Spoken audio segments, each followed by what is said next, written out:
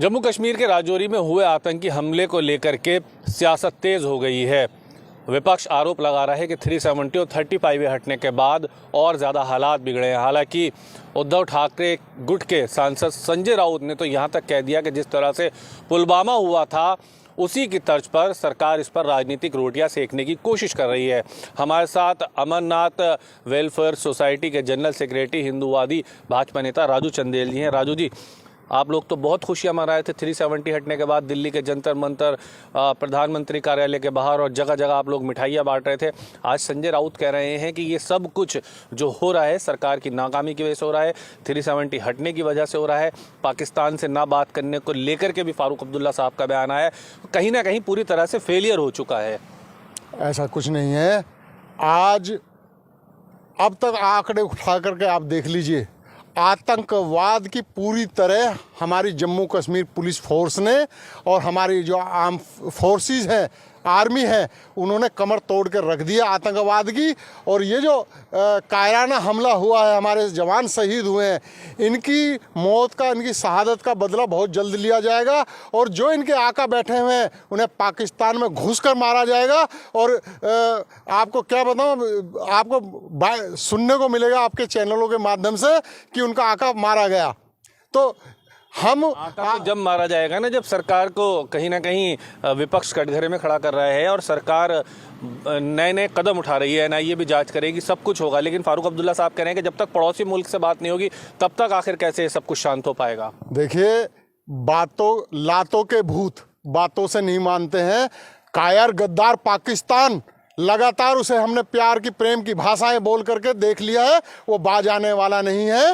एक और surgical strike जब तक उसके ऊपर नहीं होगी वो बाज नहीं आएगा। और इस बार ऐसा अटैक होगा कि मैं कहता हूं कि बलूचिस्तान सहित जितने भी विवादित क्षेत्र हैं सारे भारत के कब्जे में होंगे। मैं कहना चाहता हूं कि अपनी हरकतों से कायर पाकिस्तान बाज आ जाए, अन्यथा उसे मुंह की खानी पड़ेगी। और रही विपक्ष के पास कोई मुद्दा नहीं है, या गिने चुने चंद आतंकवादी गुट संगठन बचे हुए हैं, उन्हें भी उनके बिलों से खोज कर निकाला जाएगा और जल्दी मौत के घाट उतारे जाएंगे। हमारे सैनिक शहीद हुए हैं राजू चंदेल जी, आज देशवासियों की आंखें नम हैं।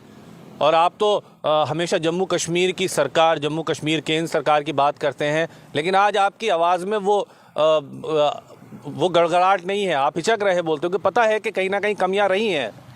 कमियां बिल्कुल नहीं है। ये कुछ जो ऐसे स्लीपर सेल हैं, कुछ लोकल लोग हैं, उन तक जांच बैठी हुई है और वहां तक पहुंचेंगे। मैं अपनी सरकार से, खास करके अमित शाह जी से कहना चाहता हूं कि जो इनको समर्थन करते हैं आतंकवादियों को, उनकी संपत्तियों में मैं कहता हूं JCB चलाया जाए और मैं कहता हूं उनकी संपत्तियों को जब्त किया जाए जो आतंकवाद को सपोर्ट कर रहे हैं। और ठोस से ठोस कार्रवाई उन पर होनी चाहिए जो उन्हें समर्थन कर रहे हैं यहाँ बैठे हुए।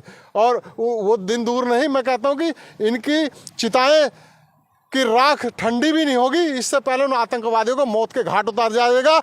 मेरी बात चल रही है जो बड़े अधिकारी हैं कि बहुत जल्द उन तक पहुंच चुके हैं। अभी कुछ ऐसी बातें जो कि चैनल पर नहीं बोला जा सकता, उनको जल्द से जल्द मौत के घाट उतारा जाएगा। बहुत शुक्रिया बातचीत करने के लिए। जम्मू कश्मीर में जो परिस्थितियां बनी हुई हैं उस पर लगातार राजनीति हो रही है, लेकिन सवाल तो ये है कि जब 370 और 35A को लेकर के सरकार काफ़ी बड़े बड़े बयान दिए जा रहे थे बीजेपी की तरफ से भी, और विपक्ष अब उसको कटघरे में खड़ा कर रहा है, तो आखिर क्या ये 370 और 35A की वजह ही है जो इस तरह के हालात आज वहाँ पर बन रहे हैं? सहयोगी साजिद के साथ ताबिश कमाल, दिल्ली।